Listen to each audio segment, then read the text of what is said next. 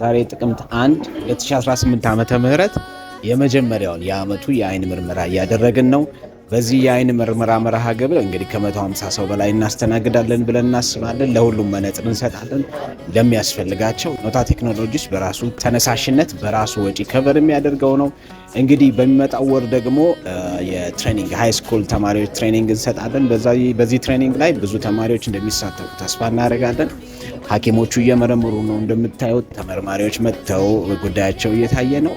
ኖታ ቴክኖሎጂስ ይህን የሚያደርገው በሀገራችን በጎ ምግባረ ሰናይ ተግባር እንዲበዛ እንዲባዛ ነው። ካለው የሚያካፍል ይባረካል ይላል ቅዱሱ መጽሐፍና ያለንን እናካፍላለን። ተርፎን አይደለም፣ ወር ደግሞ የምንጠልበት አተን አይደለም፣ ግን በማካፈል ስለምናምን ነው። ይመቻችሁ የሀገሬ ሰዎች። እናንተም ይህን ምግባረ ሰናይ ተግባር መልካም ነገር መኮረጅ መልካም ነው እና ኮርጃችሁ እንደምታስገርሙኝ አምናለሁ። ይመቻችሁ፣ ሰላሙኑ። መልካም አዲስ ዓመት፣ መልካም የስራ ዓመት እንዲሆንላችሁ እመኛለሁ። አብይ ነኝ ከኖታ ቴክኖሎጂስ።